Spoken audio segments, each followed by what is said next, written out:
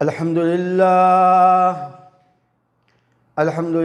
والصلاة والسلام على سید الرسل وخاتم الانبیاء وعلى آلہ واصحابہ اما بعد قال اللہ تبارک وتعالی وما امروا الا ليعبدوا الله مخلصين له الدين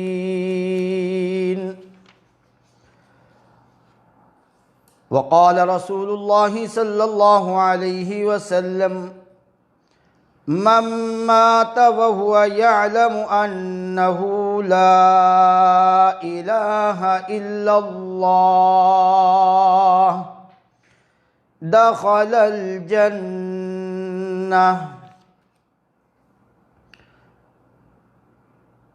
وفي مقام آخر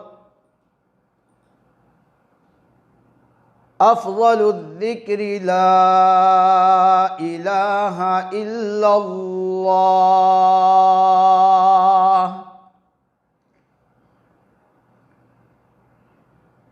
میرے محترم بزرگوں، دوستوں، بھائیوں، اللہ تبارک و تعالی سے دعا ہے کہ اللہ پاک مجھے صحیح سچ حق بات کہنے اور پھر ہم سب کو پوری توجہ، دھیان، اخلاص کے ساتھ سننے اور عمل کرنے کی توفیق عطا فرمائے۔ اللہ تبارک و تعالی ہمارے اس درس کی برکت سے ہمارے والدین اور ہمارے اساتذہ کے والدین اور ہمارے دوست احباب کے والدین جو فوت ہو چکے ہیں، اللہ پاک ان کی بخشی کے فیصلے فرمائے، اور میرے دوست احباب میں سے جو بیمار ہیں، پریشان ہیں اور جنہوں نے دعاؤں کے لیے کہا ہے، یا اللہ ان سب کی بیماری پریشانیوں کو دور فرما۔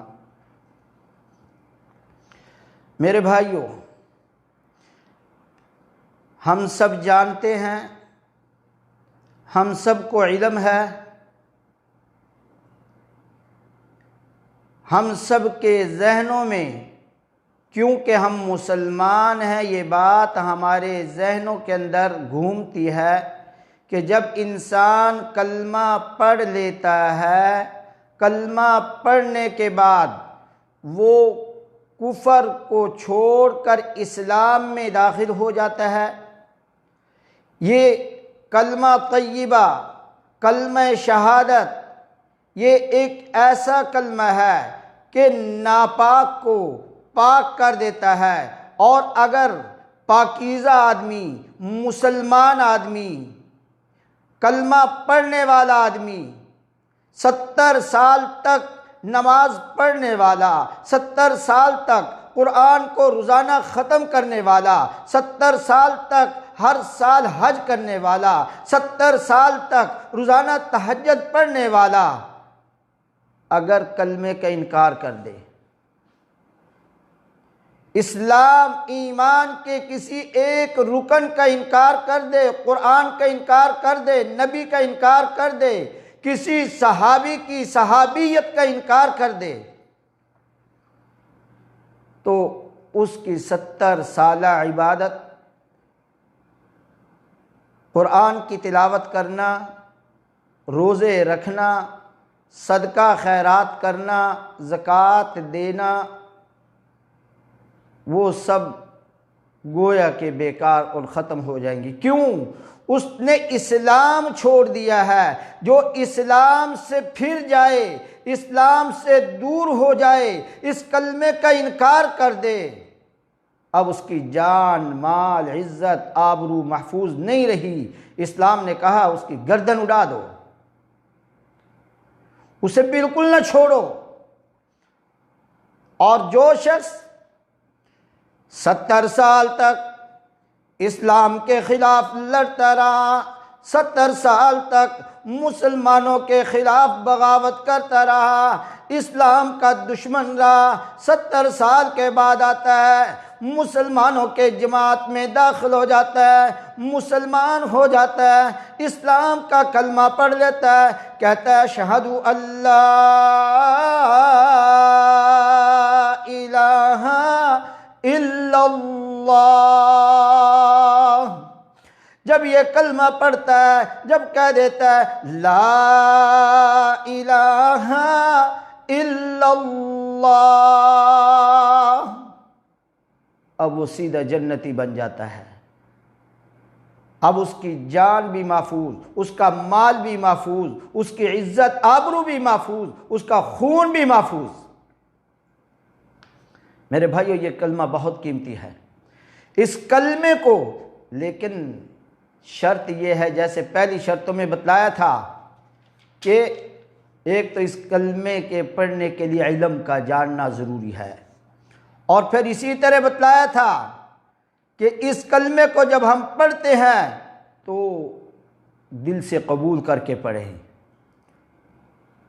اور ہمیں اسی طرح یہ بات بھی اپنے آپ کو اسلام کے سپرد کر دیں۔ اور پھر آج کے درس میں کہ کلمے کو پڑھیں، اخلاص کے ساتھ پڑھیں، کلمے کو پڑھیں، خالص اللہ کی رضا کے لیے پڑھیں۔ اسی لیے اللہ نے قرآن میں فرمایا وَمَا أُمِرُوا إِلَّا لِيَعْبُدُوا اللَّهَ مُخْلِصِينَ لَهُ الدِّينَ۔ ان کو صرف اس بات کا حکم دیا گیا تھا کہ وہ اللہ کے لیے دین کو خالص کرتے ہوئے اسی کی عبادت کریں۔ کس کی عبادت کریں؟ اے ہم نے کس کی عبادت کرنی ہے؟ نماز کس کے لیے پڑھنی ہے؟ میرے بھائی بتا تو بھی، نماز بھی اللہ کے لیے۔ لا کا معنی سب جانتے ہیں، لا کا معنی نہیں، لا کا معنی نہیں، الہ حقیقی معبود، کوئی معبود نہیں ہے زمین کے اوپر، آسمان کے نیچے، کوئی معبود نہیں ہے، کوئی الہ نہیں ہے، کسی کی عبادت نہیں کرنی۔ لا نہیں الہ ہے، لا الہ الا اللہ، اللہ کے سوا کسی کی عبادت نہیں کرنی، خالص یکسو ہو کر اسی کی عبادت کرنی ہے۔ نماز پڑھنی ہے اللہ کے لیے، روزے رکھنے ہیں اللہ کے لیے، زکوٰۃ دینی ہے اللہ کے لیے، غریبوں کو صدقہ خیرات کرنا ہے اللہ کے لیے، بہن بھائیوں سے محبت کرنی ہے، پیار محبت سے گھر میں پیش آنا ہے اللہ کے لیے۔ فرمایا کہ وَمَا أُمِرُوا إِلَّا لِيَعْبُدُوا اللَّهَ مُخْلِصِينَ لَهُ الدِّينَ۔ اخلاص کا معنی یہ ہے کہ آدمی کے تمام اقوال اور اعمال خالصتاً اللہ کے لیے ہوں، اور خالصتاً اللہ کی رضا کے لیے ہوں، اس میں مخلوق کی رضا کا شائبہ تک نہ ہو۔ میرے بھائیو، اسی طرح حضرت ابو ہریرہ رضی اللہ تعالیٰ عنہ رسول اللہ صلی اللہ علیہ وسلم کی ایک حدیث نقل فرماتے ہیں اسعد الناس بشفاعتی من قال لا الہ الا اللہ خالصا من قلبی۔ کیا فرمایا؟ روز قیامت میری سفارش شفاعت کا سب سے زیادہ حقدار وہ ہوگا جس نے دل کے اخلاص کے ساتھ کلمہ لا الہ الا اللہ کہا ہوگا۔ میرے بھائیو، جیسے آپ کو پتہ ہے کہ سب سے زیادہ فضیلت والا کلمہ لا الہ الا اللہ ہے۔ قیامت کے دن سب طرف اگر ایک پلڑے میں زمین آسمان رکھ دیا جائے اور ایک پلڑے میں لا الہ الا اللہ رکھ دیا جائے تو لا الہ الا اللہ وزنی ہو جائے گا۔ میرے بھائیو، محبت کے ساتھ، اخلاص کے ساتھ کلمہ پڑھنا چاہیے۔ اگر اخلاص نہیں ہے، دکھلاوا ہے، ریاکاری ہے، تو اللہ کو اس کے اس عمل کی کوئی ضرورت نہیں ہے۔ اللہ تبارک و تعالی سے دعا ہے کہ اللہ پاک ہمارے اس کہے سنے کو قبول و منظور فرمائے۔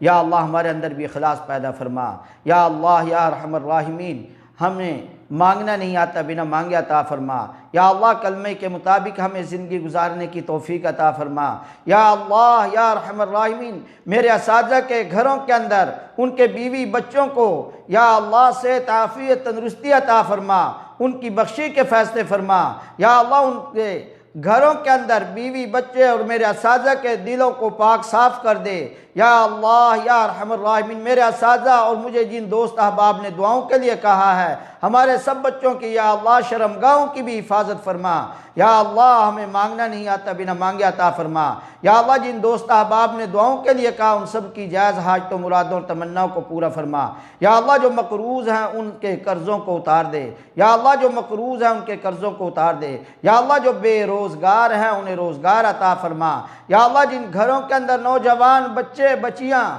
شادی کے قابل ہو رہے ہیں، یا اللہ ان کے لیے نیک صالح اچھے رشتے نصیب فرما۔ یا اللہ ہم سب کا خاتمہ ایمان پہ فرما، ہمیں کثرت کے ساتھ بہت زیادہ قرآن پاک کی تلاوت کرنے والا بنا، نمازیں پابندی کے ساتھ پڑھنے والا بنا۔ یا اللہ یا ارحم الراحمین، ہم مکے میں رہتے ہیں، اس کا ادب و احترام کرنے کی توفیق عطا فرما۔ صلی اللہ تعالی علی خیر خلقہ محمد وعلی آلہ وصحبہ اجمعین۔